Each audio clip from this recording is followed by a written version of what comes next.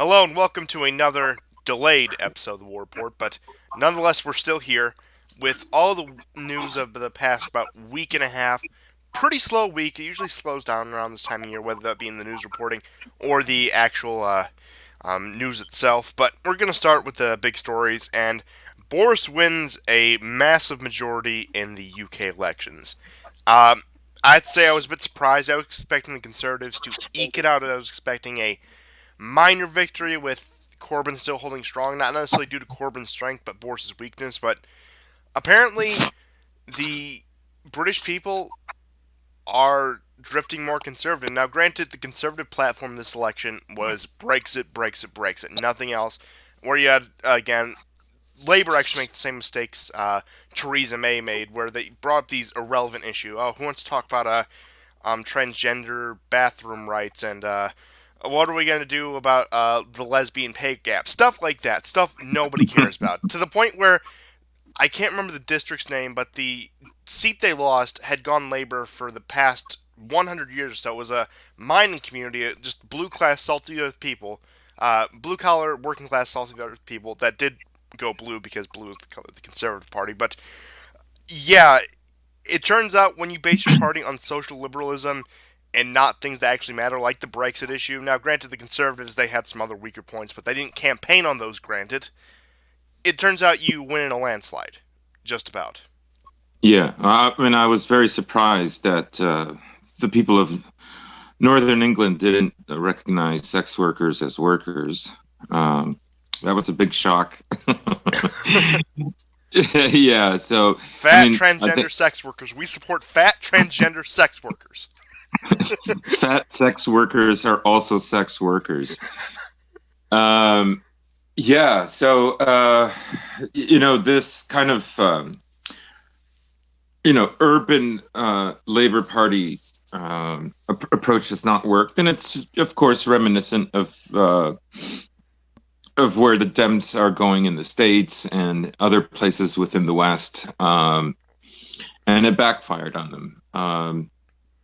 I suppose in many ways, um, the left kind of looks at economics, whether from a structural point of view or whether just to its effects in a more short-sighted view as a kind of inherently, fascistic element, within Western democracies. But in doing so, they ignore the votes. They ignore the votes that they could have had. Um, I don't think, I don't think that the outcome is going to be very positive for Britain either way. Primarily because I think we're seeing a switch. We're seeing a switch take place in terms of giant geopolitical tectonics, and I expect a Britain that will be far more Zionist, will still have to debate questions of migration and so on, regardless of the leaving the EU or not. At this And point, it's a leaving the EU is just an open door for further integration with America and the rest of the yeah, Anglosphere. We see it as we're becoming a multipolar world. It's China, then it's Russia, then it's this rough EU now, whether that be the more nationalistic side, whether that be the more conservative side of the EU with your people like Le Pen or whatever, or it's the more neoliberal side, with whether it be your people like Macron or Merkel. But point being is Europe's becoming its own pole. We're seeing these things develop, and I think that at least somebody in the United States now, whether that be Trump, whether that be people around him, but somebody in the system power sees the way the wind is blowing and are trying to coalesce together the Anglosphere, which is why, again, they're trying to push through this USMCA thing, which is really no different than NAFTA, which I'm not going to get into. It's not really worth discussing. But yeah, at this point, Brexit in 2019, 2020, it's you're either going to be a vassal of Europe or a vassal of America, so take your pick. right. Right. So, and no, I'm not, in some clear sense defending the EU. and I'm certainly not defending the U.S. either. Like, I think arguments about which one is more gay are kind of fruitless. They're both very gay. Uh, what I do think that people often forget is about timing, and I don't think the timing is right. I think people have to think more strategically and think more broadly. If people think Britain becoming like a forward base to keep tabs on a weaker EU that can be manipulated against Russia isn't going to take place, I think they're very sadly mistaken. And I think that is what's going to happen. Um, Oh yeah, because Nord beyond Stream, economic issues, I mean, only under Trump, the U.S. and EU were not particularly rivals. Like, yeah, they butt heads sometimes on whether we should be more hawkish on Iran or more conciliatory, or what economic policy we should have. But it's really infighting within the same broader camp. right, right. So in many ways, the ideology has changed, but we're still dealing with the same dynamics: Central European power, the British power plus the American power, and then the Russian power on the east. That dynamic hasn't changed. It's not going to change regardless of the kind of cultural aspects associated with these trading blocks that are obviously much more than just trading blocks. Um, so that's why I recently tweeted that if people like this, Brits who are on the side of the EU that think that Russia is behind like Brexit and the dissolution of the EU, which is I think is it's a terrible short-sighted mistake. At the moment, they're of course enraged because of Trump win and the apparent Russian meddling in the 2016 election, which is absolutely perfect cover, right, for Britain eventually becoming more entangled in American power. I guess the bottom line is this election represents the really the end of British power. British sovereign power is in a sense done, um, and this is why you also you'll have rumblings of Scottish independence and so on. I think we're going to eventually see more of that in the coming decades. But Russia is not interested really in dismantling the EU. I I mean, mean, if anything, they're playing both sides. They're reaching out to Merkel, Macron, Salvini, and Le Pen. They've made inroads with all of those different kinds of camps. I mean, Poland is really the only country they haven't, like, only I would say significant country they haven't cracked in the EU. yeah, and I think I think the what to underscore in that is the problem is has to do more with NATO than EU, even though NATO isn't mentioned in it. Um, so it's the more of the security apparatus that I think Russia is concerned about. But Russia very much wants an EU that is prosperous, independent, and will buy their gas. And they want an EU that also, maybe contradictorily, um, doesn't want to interfere in its internal political dynamics, or even more broadly with the question of Ukraine and Crimea. So, you know, um, we'll see what the fruits of this election will be. I'm very sure MAGA types are going, are thrilled and so on.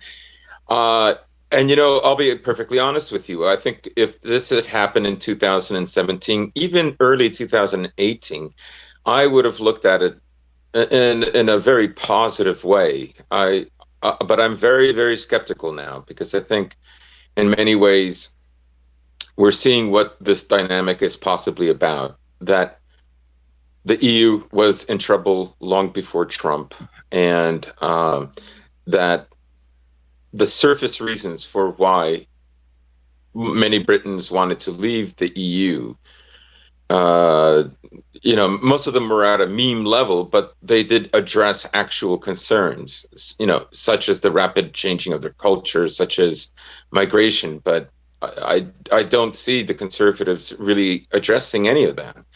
Um, so we will see. We will see what will happen. Yeah. Just to round that out, a couple things. Definitely, the EU was in dire straits before Trump came along. Trump just accelerated the process, which seems to be a common theme for him. The beginning and the end of the EU, in my opinion, was both the Ukraine crisis and the migrant crisis. I'll say that. And as for your other point, the fact that Brexit didn't happen at any point in 2018 and that it's been drug out this long, if it would have been done in 2017, even as late as mid 2018, there would still be British credibility on the world stage. But now they look like a weak, has been minor power. So nobody's going to respect them, so they have to align themselves again, either with this new European bloc forming under Macron or with this American bloc forming under Trump. And just to, again, round that out, it's funny enough because I wouldn't have expected a year ago to be saying that Macron is probably Putin's best friend on the world stage when it comes to Russia's goals, as opposed to Trump, who he supposedly had put in office and colluded with and blah, blah, blah, blah, blah, blah, blah. But that's all I have to say for that broad topic. So, unless you have anything Right. else, I. Maybe. Yeah. I think I have just one thing to add, and that is, I think you know recent history will be manipulated and distorted. That is one of the reasons, besides austerity measures that help cripple the EU.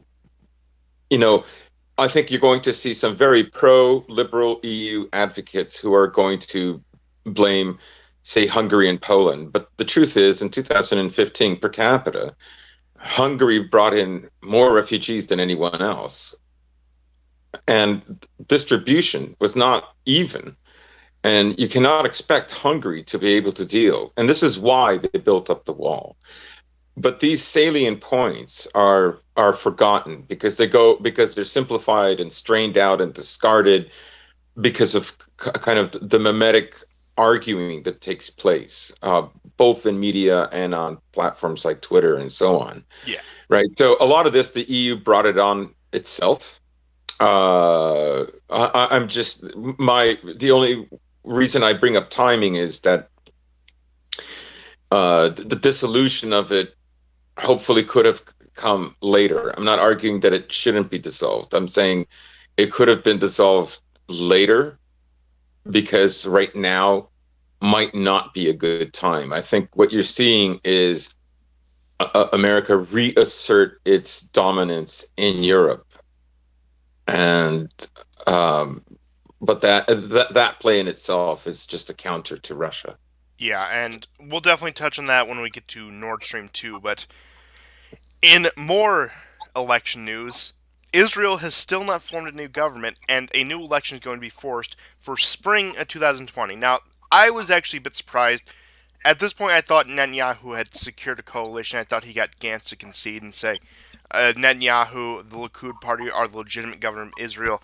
I figured the president would step in and eventually appoint either one or the other, but no, a third election in a row is going to be forced, and we're getting to Spain levels of dysfunction of government in Israel, and that's how far things have gotten. And this is all, of course, on the horizon of Assad's more or less victory in Syria, Iran growing in strength, Turkey, its moves in Syria, uh, the more or less resilience of these Palestinian resistance movements. I mean, despite all the bombings, they just keep on firing rockets. They haven't been harmed by Israeli actions.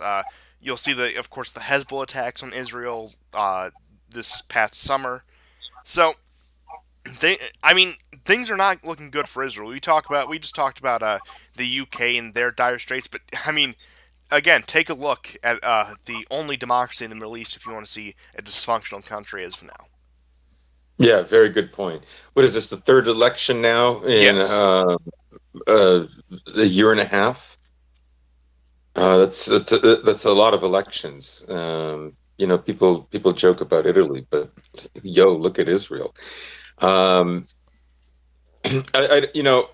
I think Israel's advantage in this, however, is that um, Israel isn't. I don't think Israel isn't going to fracture. That is, this kind of destabilized democracy with frequent elections and corruption scandals overall won't create the same kind of negative dynamics that you would see happening to a European country. One is that they're more unified culturally speaking and ethnically speaking. Number two, of course, they get uh, far more support from the states. So that kind of thing is unthinkable, and all this is to say that this is what can keep kind of Israel functioning despite um, these you know essentially glaring um, misdeeds of democracy. Yeah, I mean You know, the they've way embedded Netanyahu. themselves in so many conflicts too that they can't really afford to turn on each other while they are still meddling in Syria, while they're saber rattling against Iran, while things with Yeah, Egypt are stable but could go south at any moment. Yeah, they're not. When you have that many rivals in one region, it's not really a possibility to turn on each other. right, exactly what I meant. But it is crazy that another election is going to be forced, and I wouldn't even say this is necessarily a failure of democracy. Yes, democracy has problems, which we have covered extensively, but I would say this is, I suppose you could attribute this to the a problem of democracy, but Netanyahu's refusal to concede because he doesn't want to get prosecuted. That's what this is all about. Because Hmm. if Netanyahu was not facing these criminal charges, he most likely would have thrown in the towel already and said, "I'm done. I'm retiring. I'm going to my nice residence in Tel Aviv or wherever." But because he is under the threat of perpetual investigation, he's going to keep it up and he's going to stay there until either the charges are exonerated or he croaks or they finally actually get him. So this is going to keep on happening until the Netanyahu situation is resolved, until he's either convicted or absolved of these charges. Right, and that's what I meant about misdeeds of them. I've worded it very poorly about democracy. Yeah, yeah. Because he's just using it to stay afloat. He has major legal issues ahead, and but of course the public in such a way that they don't want to see say further fracturing along conservative and liberal lines for Jews in Israel. Um, keep essentially keep him afloat, right? It's Yeah, so that's all I have to say about him. Um, you know, I doubt very much he will win the next election. Um, so we are going to see some kind of a change occur, and it'll be interesting what will happen if that's the case with regards to let's say Trump getting reelected. What kind of dynamic that will bring up? If it's going to be strained or not. My guess is it won't be as palsy wowsy as things are now, but it won't be. There's not going to be any crisis. Strangely enough, I think the bigger implications in Netanyahu losing power is Israeli negotiations with Russia over various issues in the Middle East. I mean, because people talk about Russia has been weak on Israel, they've let them strike Syria however many times, but also consider how many strikes they've prevented in Syria, how many times they prevented Israel from taking foolish action against Iran or any of these other countries. So I think if you get a Benny Gantz or a more liberal candidate in power, I think that'll actually affect Israeli-Russian relations more than anything. Yeah, that's an excellent point. Um, because Netanyahu seems to be on good terms with Putin. He has been there for the parades that are scheduled to go. But those looks can be deceiving. So it'll be interesting to see what comes next. Yeah, But I'd say if Netanyahu loses power to conceivably what would be a more liberal candidate, don't expect things to completely break down, but expect a more adversarial relationship between Israel and Russia. Expect Russia to might actually follow through on its threats of using air defenses against Israeli aircraft, or expect more Israeli strikes or something along those lines. But I think that's the big thing to watch. I think U.S. Israeli relations aren't going to really be harmed by this. Now, again, Trump might not be as overtly pro Israel because the Likud party, who has been very pro Trump, will be out of power. So, from a self interest standpoint, he may not support them. But of course, with the apparatus, with how intertwined America and Israel are, you can expect them to. You can expect the relationship to stay relatively where it is now. Yeah. Yeah. If anything, the harm is going to come to Russia with a new election that doesn't include Netanyahu. Which, funny enough, that it might actually force more Russian progress in Syria or deeper ties with Iran. So, yeah, a lot of things are actually on the line in this election. And yet again, it's one of those cases where the effects of the election have way more impact outside of the country than they actually do inside the country. Yeah. Which I think has been the whole point of us doing the show for a year and a half or so. And I think more and more people are starting to come to that conclusion now. Whether we have anything to do with that, I'd like to think we do, but regardless, people are now moving on to Syria because we just brought them up. So smooth transition there. Uh, Russia and Syria have been, quote, bombing the hell out of Idlib. You can see all the actions there. Now, the rebels have put up quite a bit of resistance. They know this is pretty much their last stand. If they don't get a major hold off, not even a victory, but a hold off of Russian Syrian forces, mainly Syrian ground forces and their various allies and militias aligned with them, that it's pretty much game over for HTS and the rebels in the northwest. Now, Turkey has resumed operations, and the U.S. has been doing quote unquote humanitarian convoys with other international powers, which is probably just gun smuggling to the Kurds, if we're being honest. But uh, you can see they still control the oil fields. But again, as usual with Syria, the main action is in Idlib, and Turkey has backed off on the Idlib issue in interest of focusing in northeastern Syria as opposed to northwestern Syria, which you could argue was part of Russia's grand plan, which I would say, yeah, Russia probably anticipated that if they're tied down with this whole Kurdish debacle, we can finally take out this last rebel stronghold that's been a, a thorn in our side for several years now. But yeah, a lot of people, I mean, I'm gonna be honest, just because this time of year, I was expecting the Kurds to be the time person of the year instead of a.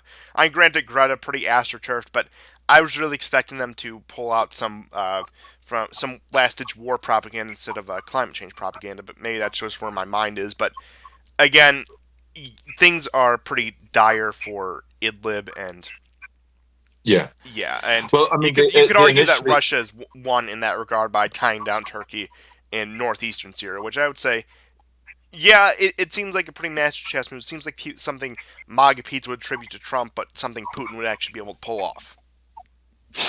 right. So the push in Idlib initially helped Syrian forces acquire two important towns, one on a hilltop.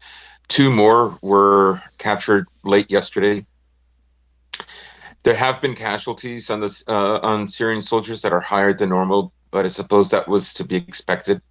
And this is primarily due to the fact that Syria needs and wants to capture that highway that runs on a kind of north-south axis on the, say, the eastern chunk of Idlib.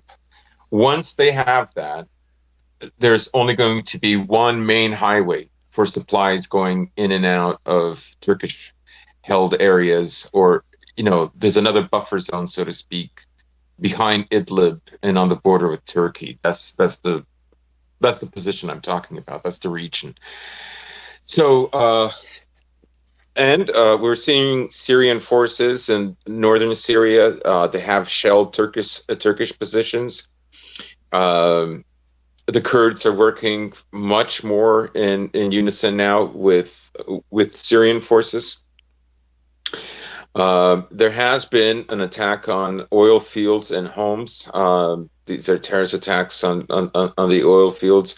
And also one or two more oil fields were taken by the Syrian army, though I think the Americans still control the majority of the oil fields. But who knows? That's in play. I mean, all these things can change if the Kurds feel that the Syrian government is overall a better and more trusted partner, and for that, and by extension, Russia as well. Uh, then things can develop. At the moment, of course, Russia's hands they've been tied, and they've done most of the tying themselves. So Kurds in northern Syria don't appreciate Russia at the moment, because of their cooperation with Turkey. Um, Yeah, Russia's strategy of um, sort of appealing to all sides definitely has had its upsides, as we can tell by this map, but it definitely has its drawbacks. yeah, and again, time comes into play. All these things are temporary. So if Idlib is successful, then Russia can call the shots in northern Syria against Turkey. They can escalate the situation there. If Turkey feels in trouble, then American troops will have to be reinvested into that country during an election year.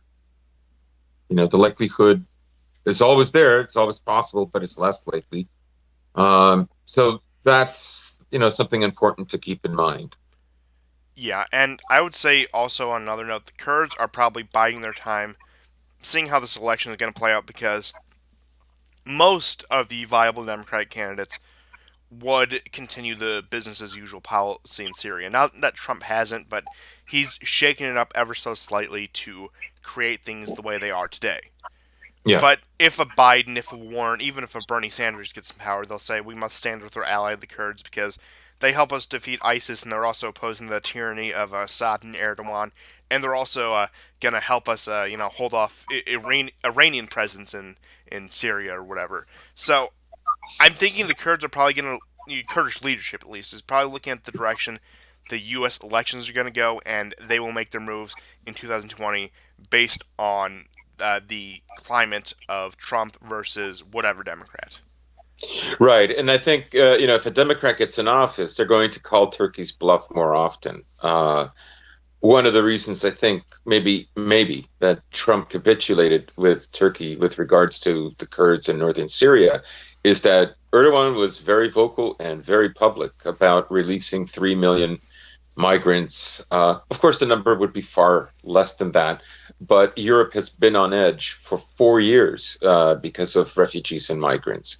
And politically, Trump cannot afford to look weak on, even though he's so incredibly weak with his own southern border, he cannot afford to look weak with regards to Europe, because, of course, a lot of his supporters would think that this is, if the southern border is somehow obscured by Dems' control of the House and judges and so on, well, then Trump capitulating, Trump standing up to Erdogan and allowing Erdogan to release all those refugees because of the Kurds, would put his own base at home in a bit of a pickle, because although they kind of almost semi-worship the Kurds as a protected minority that is there that always signals American power in the Middle East. Although that would be positive, they would look at say Turkey in a negative way, or they would think he mismanaged it, and that, like, yeah, but what about, why can't you bring Erdogan in line? Who's really controlling NATO? So on and so forth, Yeah, right? like how are you any better than Merkel, sort of thing? Because one of Trump's big things, especially in 2015, is like, well, look at what's happening in Europe. I'm not going to let this happen here. Granted, and Right. again, not necessarily by his own hand, but kinda, it is happening here. And if he can't at least keep up the same rhetoric, it's going to look very, very bad on his part. Right, and it's significant. America has significant investment in some of the Eurosceptic countries within the EU, right? If he blunders that, like there's going to be Polish Americans that are going to be very upset about it, or Hungarian Americans, or just anyone with, a little trace of Central and Eastern European background that is a very heavy pro-Trump supporter in America. Um, is going to look at it at a you know at it, look at it in a negative way, um, which probably it wouldn't be the case for, say, more WASP supporters of Trump.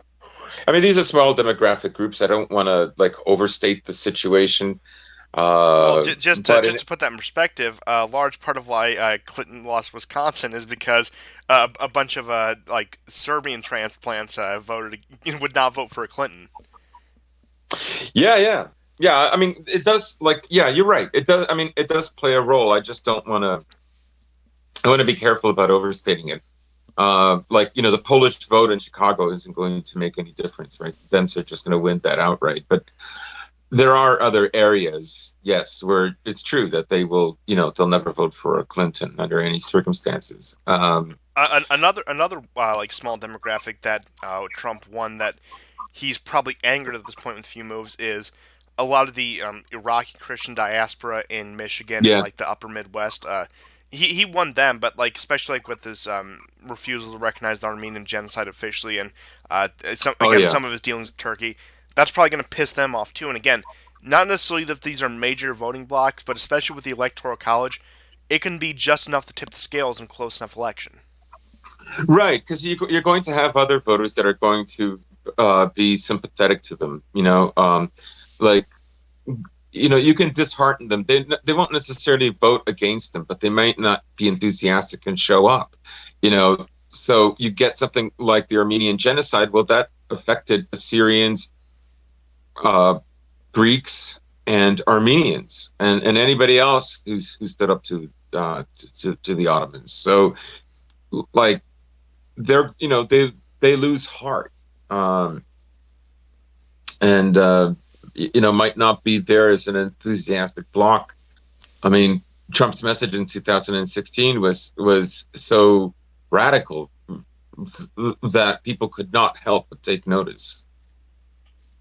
Yeah, but I mean, he's been reduced to Yeah. yeah, a more eccentric version of just your average neoconservative who is a bit more restrained, not necessarily by his own hands, on foreign policy issues. Where he'll bomb Syria, just not go to outright war with them. And we'll get into the impeachment stuff later with some of my thoughts on that. But moving on, Hmm. field theater we haven't talked about in a little bit is Libya, and things are heating up there, and that also relates to Turkey because Turkey is actually looking to open up a military base in the GNA controlled area. Now, the GNA is by far the loser of this war. They control this blue area. These yellow strikes are actually from foreign support of the LNA, which is backed by Haftar, who's the more military strongman. But Turkey wants to, again, open up a military base in this little blue area.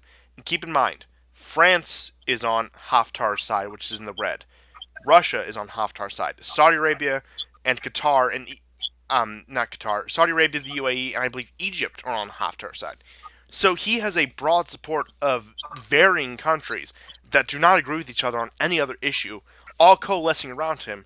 And Erdogan, either by some wild gamble, by arrogance and oversight, or by some just like great information he has, because he seems to always pulled out of nowhere, has decided to support the GNA. Yeah. He has, you know, like you say, great information and really amazing instinct. It'll be interesting with this move whether he's going to receive U.S. support, because honestly, he very well may need that. I mean, yeah, the U.S. actually had an evacuation from GNA controlled territory, I believe, in May. So the USA has shown its support to the Blues in Libya. Now, granted, not outright, and I think Trump was probably looking to prevent another Benghazi style situation, which is probably why he ordered the rapid evacuation. But I wouldn't be surprised if the U.S. ends with Turkey on this one. Sorry, can you repeat that? I wouldn't be surprised if the U.S. sends Turkey on this one because, again, they were supporting the Blues in Libya, the GNA, before the rapid evacuation in May. Yeah. That is another possibility. I think even people on the side of Turkey are kind of, I think they're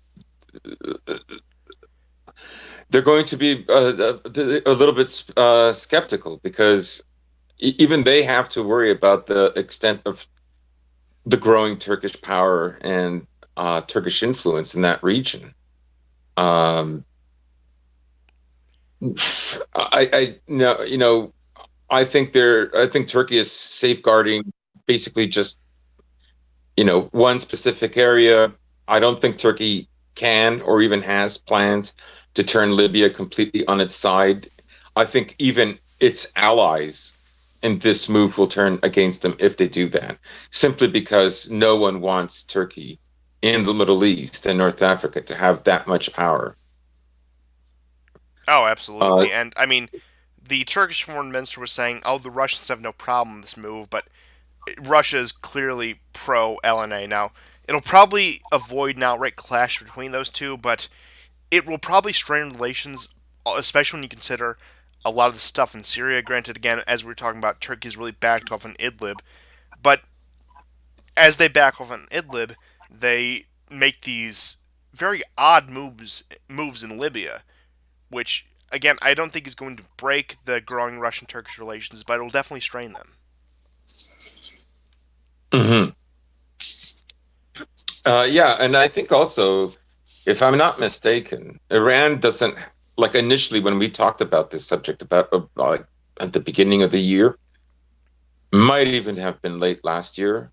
Iran doesn't have a problem with, say, Turkey making this move in Libya.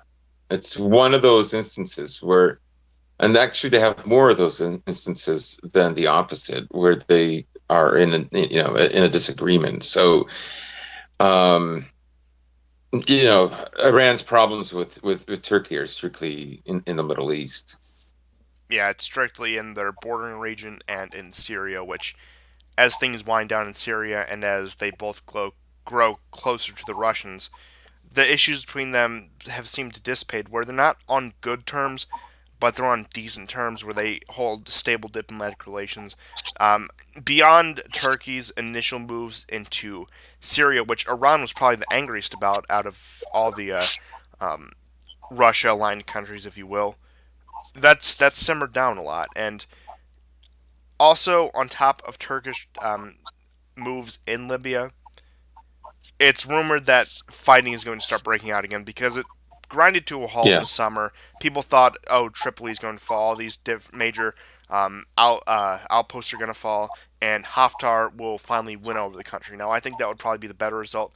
As we talked about, Haftar is of a very old age, who has had various health problems and no clear successor. So that was probably the biggest weakness of the LNA side. But again, things have grinded to a halt. Now, definitely looking at this map, the GNA, the blue portion of Libya, controls much less territory than it did earlier this year, and things are probably going to stabilize here. I don't believe the claims that Libya is on the brink of another full-scale conflict. I think things have stabilized for a reason, and it's going to take a major incident, which I don't think we've seen yet, to really set off continued conflict. Yeah, but I think the possibility of a conflict is like a more all-out war is possible. It's definitely much higher Uh, than in Yemen or yeah, Syria or any of these other hot spots in the world. Definitely higher than Ukraine. Um, so it's the most likely, but it's a low bar. yeah. Uh, that's all I have for Libya. Now, there's a couple other topics I want to do, and I think we'll just move into North Korea. Just knock that out of the way. That'll be a small one. So, North Korea has been taking some you could call contradictory moves, but make sense with the cards they've been dealt. They've been more aggressive. They've been threatening more missile tests. They've been trying to extract more money from South Korea. All the usual things, but they're also saying we're open to another summit with the U.S. I think we should reopen negotiations. Our other summits went swimmingly, and we want to talk with Trump again. And so they're doing the dual thing, which many countries do. They're projecting their power while acting conciliatory, and every major and even minor power does this. Now, I haven't quite pegged down the reason why they're doing this now and for what purpose. Possibly to give Trump a PR victory because the Democratic field isn't likely to be as conciliatory towards North Korea. Now, we've discussed with the Korea issue, one of the big points that everyone missed out on is cooperation between the two Koreas is much more important than cooperation between the United States and North Korea. And things haven't fallen apart between the two Koreas, but they haven't held a summit in months. I mean, I can't remember the last time Moon met with Kim Jong Un. I think it was again back in the spring. But other than that, I would say the motivation to this, at least on the surface, don't quote me 100% on this, is that they're trying to give Trump a PR boost because he's less of a threat to them than anyone else that could possibly take office in the upcoming election. Yeah, I mean, I would agree with that, and also for Western audiences, Korea is completely slipped off the map. It's not even like it's not even a concern, and in a way, in behind the curtains, Russia has become um, basically the negotiator in that region. Uh, Russia itself is in a process of creating better ties with Japan. Yeah, actually, I do want to get into Putin's end of the year press conference Yeah, in a little bit, but yeah, yeah. So ultimately, Japan is another player in this possible new cooperation and new friendship developing between North and South Korea. Russia can uh, give assurance and deliver in some aspects, assuredness that Japan has nothing to worry about, South Korea has nothing to worry about, and so on.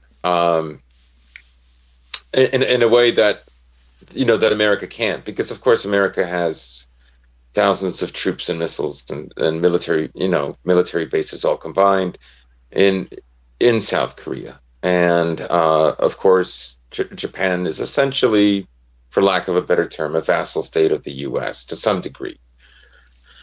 But much less than South Korea, but still. yeah, yeah, yeah, and so in a way,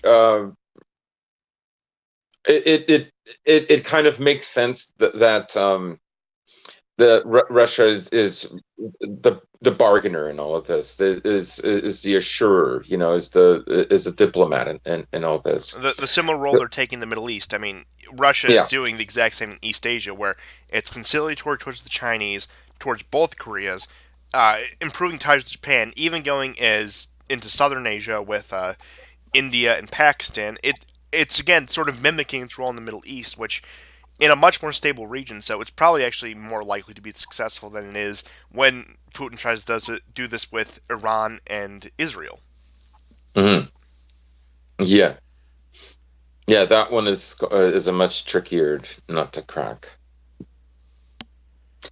But yeah, sure, maybe they're giving Trump a kind of symbolic victory in all this.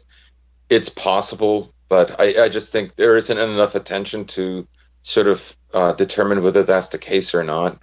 I think that could Uh, be a more secondary goal to all of this, but yeah, um, for Western audiences, that's going to be the main thing. yeah, But yeah, I think honestly they're trying to kickstart negotiations, whether that be with South Korea, with Russia, with any of the major players, with the U.S., and they do it by both ways, which is again not only what North Korea does, but what most countries do. right. A lot of this is sort of undecided whether, like, do North and South Koreas, are they going to integrate?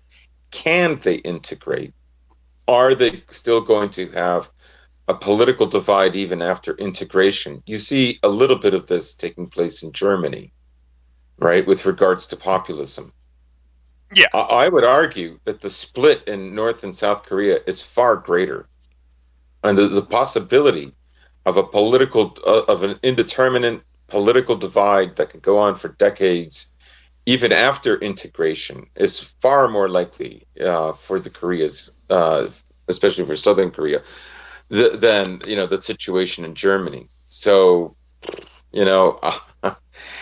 That'll be an interesting thing, and Japan, I think, would probably not want them a unified country.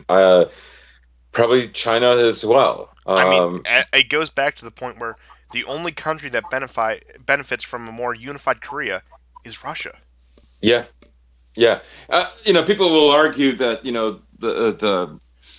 the North Korean migrants that work for almost nothing in Vladivostok, they'll dry up. But honestly, like Russia can get those kind of economic migrants that are allowed to live in the country for 6 months and work and then have to go back from various other places. I mean, I Um, think the Korean labor will still stay because even if there's a full unification tomorrow, the South is 40 times richer than the North, and of course, South Korea, or what was formerly South Korea, is probably going to have a limit on how many of these poor North Koreans they hire. So they're going to look yeah, elsewhere for work, whether that be China, whether that be Russia, and with a more unified government, with North Korea being less of an international pariah, it may actually be easier for those workers from North Korea, or the former North Korea in that case, to go abroad and find work.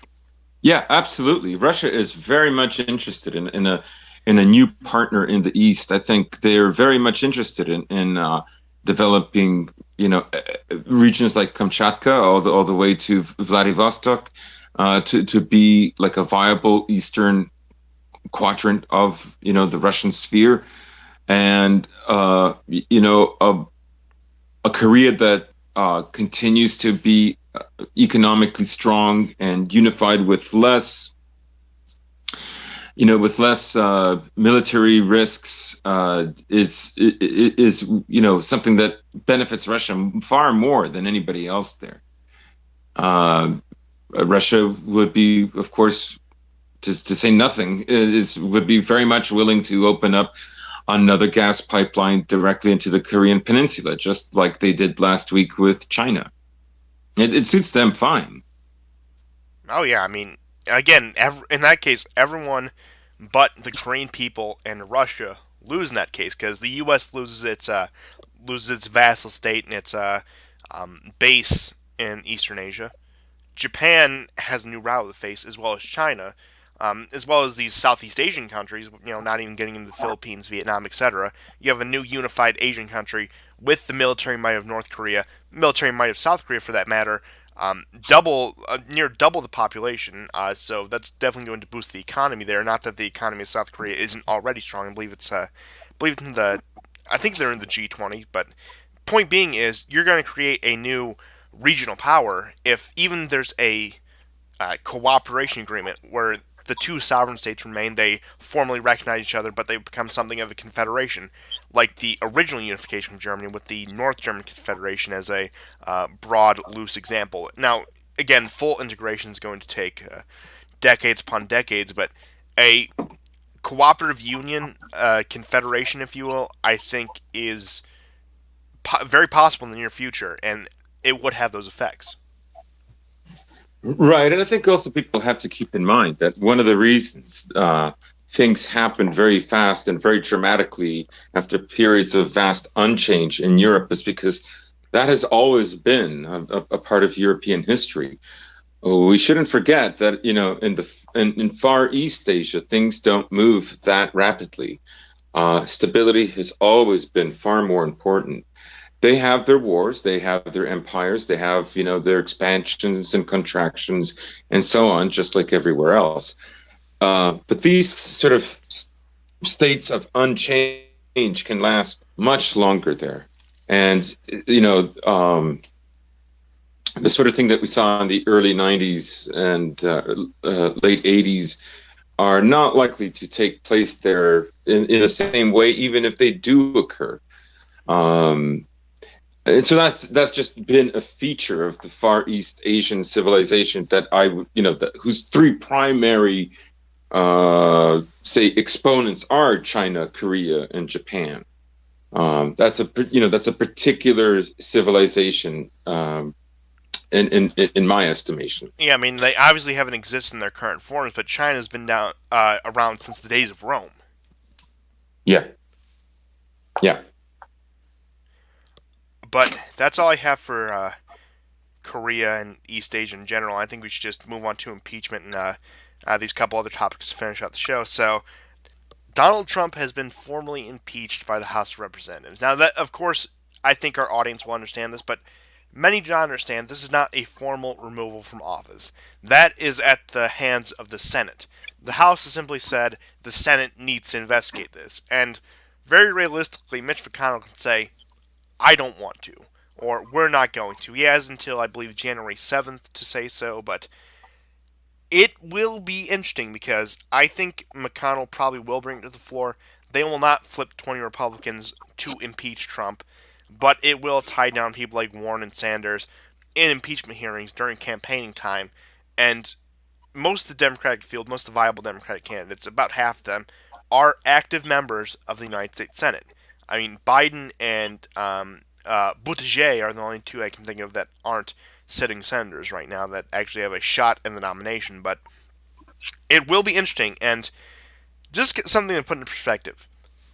The United States president was impeached over supposed dealings with the country that did not exist for most of the people's lives who are impeaching Trump, and did not exist for most of Donald Trump's life. And that, of course, is the state of Ukraine. And he is being impeached because he didn't want to fight an all out proxy war against Russia using the Ukrainian vassal state as it was.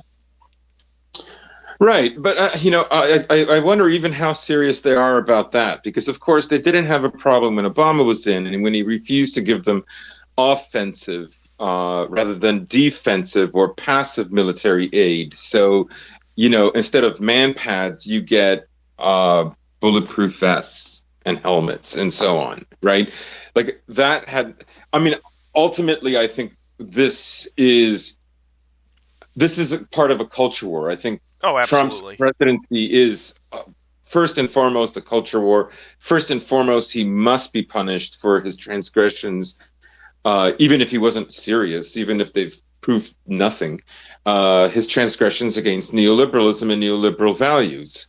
Um, it's this that has stirred them, primarily because, of course, they're well aware that there is going to be immense difficulties, even without Trump agitating the situation over the demographic change that is happening at the moment, and will in many ways reach a kind of peak in 20 years.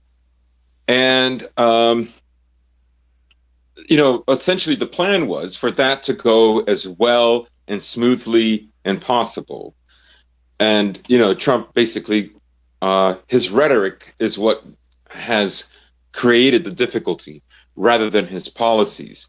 So him giving offensive military aid to Ukraine, of course, was fairly well received. So I guess it didn't matter what kind of aid Ukraine got, but it mattered. The only thing that does actually matter is that Trump made a mistake. I mean, that was the whole point of the investigation, was to keep such scrutiny on Trump that any mistake could arguably be used in a very sort of precise legal language to oust him out of office, because that's essentially the problem. Him in office is the problem.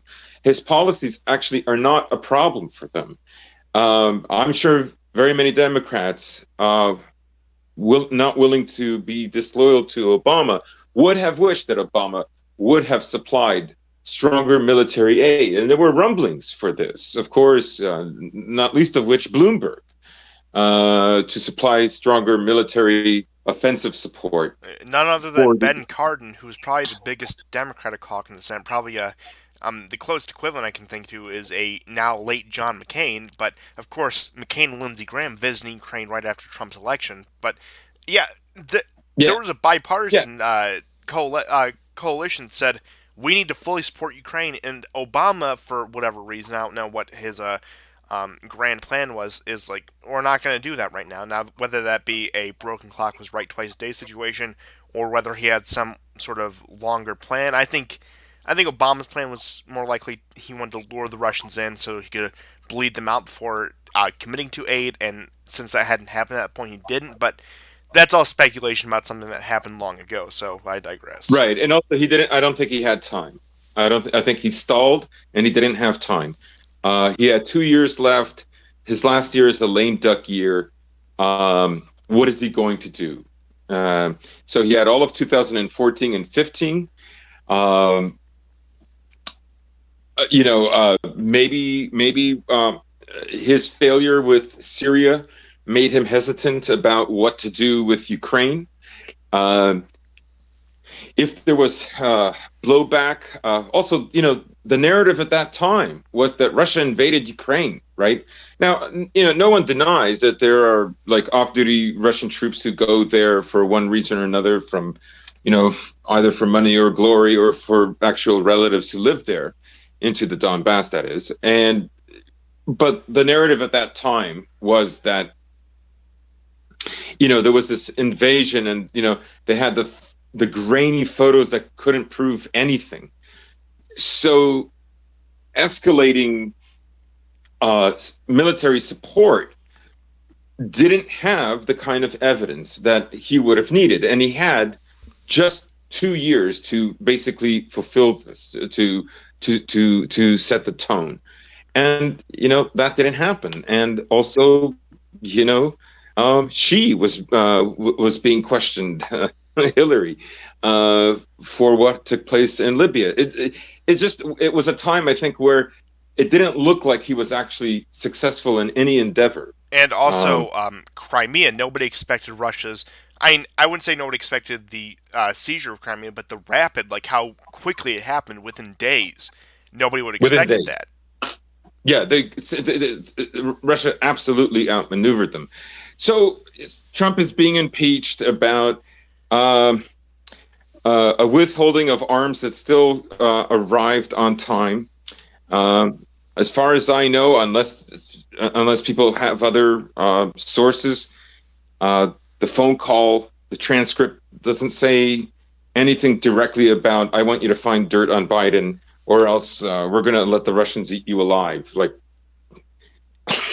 all there was, "Can you please look into Burisma?" Right? Um, I think everybody at this point knows who Burisma is and their ties with Biden. And a lot of people see the contradiction, because when Biden was, I think, on the Atlantis Council meeting, uh, he boasted that the investigator at that time, who was under Poroshenko, despite the fact that he came from the Party of Regions party of Yanukovych, he was the head legislator of Ukraine at that time. And of course, most of us have seen the video where he says, if you don't oust this guy, if you don't get rid of this son of a bitch investigating the firm that my son works for, you can kiss your aide goodbye. I mean, he literally mentions it, right? That is quid pro quo. That is absolutely the definition of quid pro quo.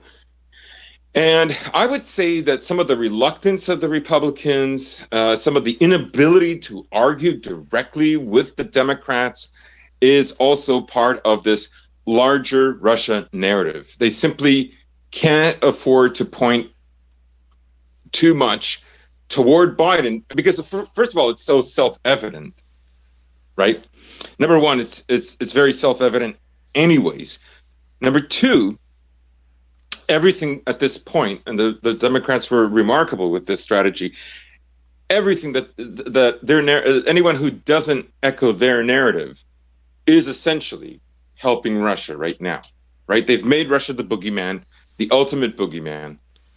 And anyone who counter signals to that, they're probably working with Russia. I mean, you have millions of Americans who unironically believe in this idea of a Moscow Mitch. And I think it goes back They to the honestly Tucker believe. Carlson thing where he outright said, "Yeah, I'm rooting for Russia," like when he was debating one of those former, I think, Clinton staffers. But Yeah, I mean, that's the embodiment of everything they fear, which is why I find that segment he did so hilarious. right. Right. So this is what they're going to try to impeach Trump on. I doubt it's going to go through, and I've joked before in the past, and I'll joke again that a Trump impeached running for office and winning is better than any other alternative. I mean, that will literally drive them over the edge. It will completely eclipse any kind of violence that we saw, I think, in 2016. Oh, absolutely. I mean, Um, it like if he can get knocked out of it, like if he gets knocked out of office, that's not a criminal conviction. He can still run for office. So if he gets knocked out, or better yet, Pence chooses him as the running mate and then Pence resigns, that old joke, it like that will enrage them all a lot more than Trump being completely exonerated by the Senate. But either way, we're in for chaos, and they're not going to be happy either way. So it'll be entertaining at the very least, and I think it'll take this quote unquote culture war in the right direction. I think it will accelerate things to the point they need to be, where some actual local level or cultural action might be able to be taken. Now, of course, in a non-violent action, of course, but still, yeah, I think the good will outweigh the bad, and I think we'll have the Clinton effect in terms of a lot of the apolitical or middle of the road people will say, okay, this is ridiculous, who cares? This is just stupid at this point. But speaking of Clinton, my biggest fear out of all of this is that he'll be pressured into doing something stupid in Iran or Syria, similar to how Bill Clinton was pressured into taking action in Iraq during his impeachment debacle. right, right. That's an excellent point. That's an excellent point. We've got such number of senators who will downvote this if you do this favor. You can't refuse this favor Hey, I can't because the believe op- Assad used chemical weapons during these Senate trials. This might influence the vote depending on your actions, Donald. right. I mean, that's one of them, or it could just be unexplainably like senators begin voting against Trump during the last stage of the impeachment process after it's moved from the House, and so yeah, I expect that too. It these people are very powerful. Like I mean, they um, like we're not. It's kind of like the Brexit deal getting sour for me. Um, it shows just how flexible and fast they are in being able to contain a situation and bring about an outcome that's still in their favor, right? Um, uh, you know, Many liberals were upset about globalization 20 years ago. None of them are upset about it now, right? So those more conservative elements within the Democratic parties or within more conservative parties and in Canada who supported it and so on, or the conservative element within the Liberal Party in Canada, they went for a policy that was generally speaking unpopular with strongly self-identified liberals, right? And um, I think we're going to see something similar where there's policies that they didn't like or they didn't know how much they would actually enjoy them later because the world will change in 10 years and you're going to have, a president that allowed the country to get even more liberal, um, more migrants, and more and be given and give more power to Zionist elements within American culture and the American government. And those liberals who complain about it and who say that they're not on the side of Zionism will eventually come to appreciate it. Primarily because it will be used as a litmus test against those who are going to be suspected of being nationalists or America firsters or whatever you want to describe them as. And so this will be a cudgel.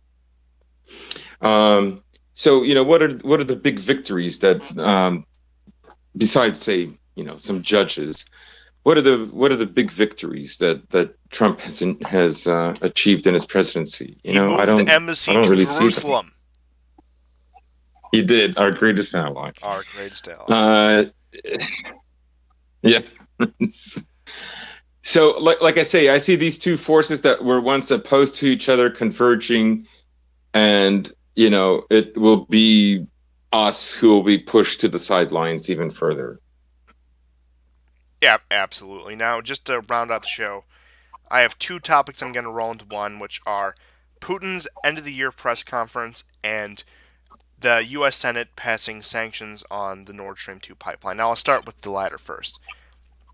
So, this comes as no surprise. It was speculated during, I believe, last NATO summit. There were some rumblings about that, but this is to be expected, and ultimately, this will have no effect. The benefit of energy trade with Russia will offset whatever mild sanctions or tariffs or whatever Trump will throw at, or more probably the Senate will throw at these various European countries, most of which are first and second world countries that won't collapse into economic chaos if a little bit of trade is cut with the U.S. And ultimately, it's just a symbolic move. It means nothing. It's to save face, saying, "Oh, we're still active in European politics. We're still opposing the mighty Russian threat, even though these countries that supposedly need protected from it are uh, engaged in heavy economic cooperation with this supposed threat. So make of that what you will, but ultimately, it's nothing to be surprised about."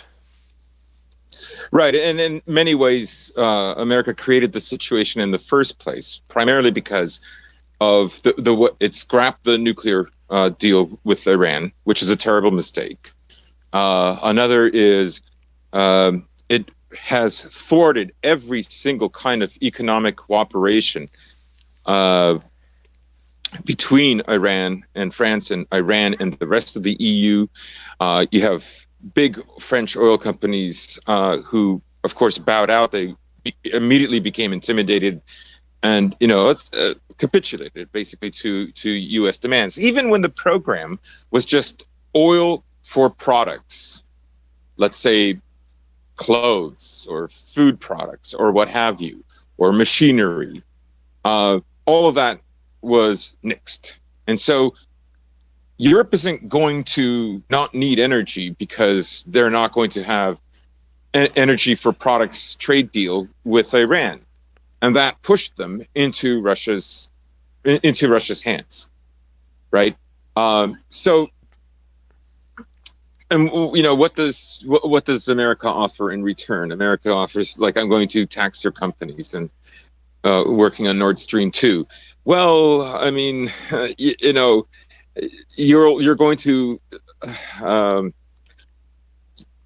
you're going to have more American skeptics in Europe, something Europe already has a healthy amount of, especially when it's a Republican in office. Um, yeah, Nord Stream 2 is one of those few victories the EU has had over over the US. It's a big one, but and there's not many, but it is a big one. Russia is also signing apparently a new deal for oil gas transfers with Ukraine for pipes that actually will lead into Europe. Um, they already pre-exist. It's just a question of assurances that Ukraine isn't going to siphon it off and sell it for more, or something that they've done in the past. Um, yeah, so, like, they're largely symbolic, but it will hurt some of those companies. Um, I guess I guess part of the reason why the EU has stood up on Nord Stream rather than on the Ukraine deal is because it's something that cannot strike them back. Speaking of media narratives, and I think that's the main reason for it. For one, it's much more necessary, and number two, they can't be accused of siding with an Islamic terror regime. Yeah, definitely. And with that, the final topic I have to close out the show is again Putin's end of the year summit, and the main topics were Ukraine, the future of Russia looking to 2024 as Putin's slated to leave office, some stuff on domestic issues such as demographics, birth rates, which are acceptable topics to discuss in certain countries, believe it or not, and uh, other questions of Soviet nostalgia in the country. Should we embrace the Soviet Union so much? Should we move forward, etc.? But mainly, what I want to focus on is him talking about his policies towards Russia and China, his plans for his final term, and Ukraine. Now, he said Ukraine must be solved through dialogue. We made some great progress with our meeting with Zelensky, with the prisoner exchange and everything, and that Minsk 2 is insufficient, needs to be updated, etc.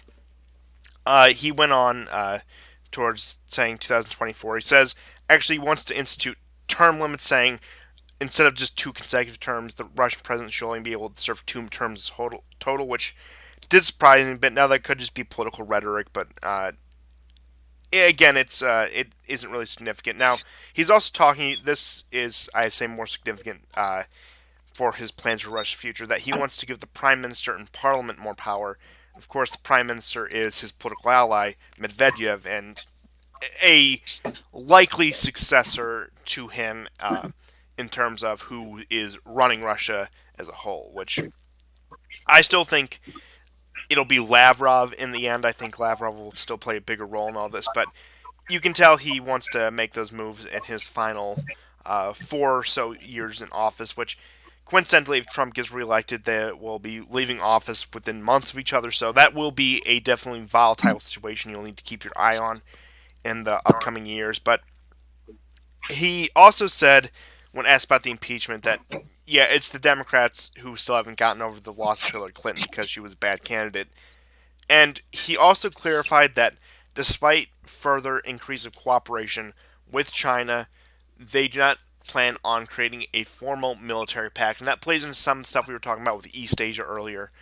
And ultimately, I think it was Putin, as usual, was succinct. It laid out things, complex things, in a way most people, even foreign audiences, could understand. And it seems like, despite a lot of the fears about Russia's future, no matter what, whether his actions may be insufficient, whatever, he still manages to somewhat put those fears to rest. I think globally, and it goes back to the thing is I think Putin's also a better statesman than he is a politician, and it seems like he always finds a way, despite his policies, whether they be sufficient or insufficient, to exceed at these press conferences. Yeah, these press conferences have become famous now, even in the West. Um, on the issue of Ukraine, I think he overplays for the neophyte the significance of the prisoner swap. What he got out of it was another year extension of special status for the people of Donbass. He's not going to retreat from his idea of a federated Ukraine instead of a central power unified Ukraine. He's certainly never going to he's never going to agree to a give up Crimea. None of that is going to take place, not while he's president. And so how much progress, I don't know. What's to come after him? I unironically support another Georgian president of Russia. What do you take a Tuvin? Because I think Shoigu is a pretty good contender for it. Yeah. But yeah, Lavrov being Georgian, like another famous Georgian. I don't know. It seems like Russia's always better when it's governed by non-Russians for whatever reason, no matter what Weird, stripe. eh? Isn't that weird? It is. So, obviously, I think that Lavrov is probably the best candidate to run Russia after After Putin, for obvious reasons, not least of which is his experience and his tenacity. And He he's has also been, sort of the architect of Putin's foreign policy more so than Putin himself. yes, good point. Putin absolutely relies on him. This is a very, very smart, intelligent leader. Medvedev is just, to me, he's hapless. He's another He- Nicholas II. He's too weak to lead the country. Not necessarily a bad man himself, but has no yeah, business in the corridors of power. And like again, I going do back to respect him. uh, I did respect him for standing for 2008 in Georgia. I think he did the right move. But people argue that maybe that had more to do with Putin behind the scenes. How much Putin is going to be involved is also probably an important question after he leaves office. And to that, I would add, what kind of changes are we going to see in the next 4 years? Primarily, what kind of escalation of the present situation is going to increase in the next 4 years is also another something very important to think about. 4 years seems short, but think of the 3.5 that already have gone by and how much has taken place. oh, absolutely. Um, so that'll be, we still don't know what 2024 is going to look like, We don't even know what now. 2020 is going to look like. Yeah, yeah. So I hope it's Lavrov. He's definitely the most capable. I think he's well loved. If Russia can keep um, some of its economic concerns and troubles low, if it can keep developing new deals, I think he will be fine and won't receive the blame. I think one of the things that in speaking with Russians is that you know Putin was absolutely necessary of these last 20 years, but that the world has changed, and we need something other than Putin for the next 20 years, or whatever amount of people are going to be necessary for the next 20 years. I suppose that's a fair argument, Yeah, given even given how some things are perennial, including geopolitical opponents to Russia that have been essentially the same for hundreds of years. I do acknowledge that there has been some kind of change, and that change has been largely positive because of Putin. oh, absolutely. Um,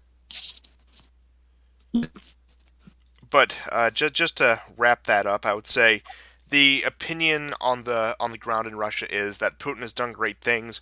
He's been a good leader, but it's time for somebody to carry on his work. Not, I mean, they want somebody different than Putin, but not because they want to undo what he's done, but because they need somebody to continue what he's done, and he's done pretty much all he can at this point. That's my impression of it. Number two is Lavrov is that happy medium because Medvedev is I would say much too weak to be the leader of Russia, whereas Shoigu is much too aggressive and would fall into one of the stupid traps that Israel or the United States lays for him in Syria, Ukraine, etc. Because he was advocating for retaliatory action against Israel in 2018 when the spy plane got shot down. mhm. And number three, the economic situation. In a twist of irony, the sanctions have helped Russian domestic industry and has been, even though it's harmed the Russian economy, it's been somewhat of a boon to the middle class to have their own industry revived by being isolated from Western economies. Right, and just generally being isolated from the West is a pretty good, healthy thing. Um, these sanctions have hurt like only the most extreme rich, and you find that they're, of course, also the ones most upset with Putin. Uh, while most of the constituents of Putin's party are middle class, lower middle class, and this has allowed them to have more startup businesses, but overall it hasn't hurt them as much, and it's in a way secured his popularity and and ultimately their acceptance of him. The West will frame this in such a way that everything is propaganda. Like Russians are economically suffering, but their greatest weakness is incredibly subtle propaganda by Putin himself, which is completely, it dehumanizes them, and it doesn't really evaluate the situation because largely they can't acknowledge that the sanctions have actually helped him more than hurt him. That would be a major defeat. So they have to keep going with that ridiculous narrative. But yeah, we'll see where the next 4 years go. Oh, yeah, yeah, absolutely. And uh, I would say there are legitimate concerns about Russia, even though a lot of what you hear about Russia is from the perspective of the elite from the upper middle class, as most countries. But I think they are not as in dire straits as a lot of Western countries, or as is even reported by Russia, by the Western media, by their own media. I think things aren't looking good for them, but they're going to continue the steady incline. Now, whether that will be enough, time will tell, but I would be much more concerned if you're a Western or Western European or in the Anglosphere than I would if you're Russian. That's my personal opinion. That's my take on the Yeah. situation. But that's all I have for this week, this year.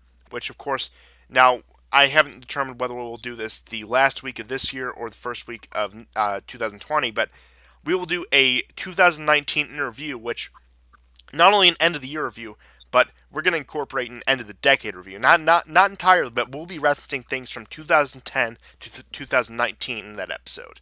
And frankly, I think the 2010s were probably the most pivotal decade in geopolitics since the 1980s. I'm going to come out and say that right now. Mm-hmm. Yeah, definitely. But that's all I And had and for it just today. and it just keeps on going. Oh, yeah, absolutely. I mean, 2020 is probably going to be more pivotal than 2010s. Especially if some of these economic things pan out, some of these economic predictions pan out, and with the Trump election, and with, of course, a new leader in Russia come 2024. Yeah, this next decade coming up is going to be something else. I've been saying that for a while now, but I hope you enjoyed the last regular episode of this year. We'll see you all either at the end of this year after our nice little Christmas break and Merry Christmas, or we'll see you at the beginning of the new year. In that case, Happy New Year. Thank you everyone for tuning in. Thank you everyone for sticking with us through 2019. It's been a major year, such more pivotal than 2018. And I'm glad I've been able to cover this and watch all this chaos unfold in real time. It's been a pleasure. So thank you, everyone, and goodbye. Merry Christmas.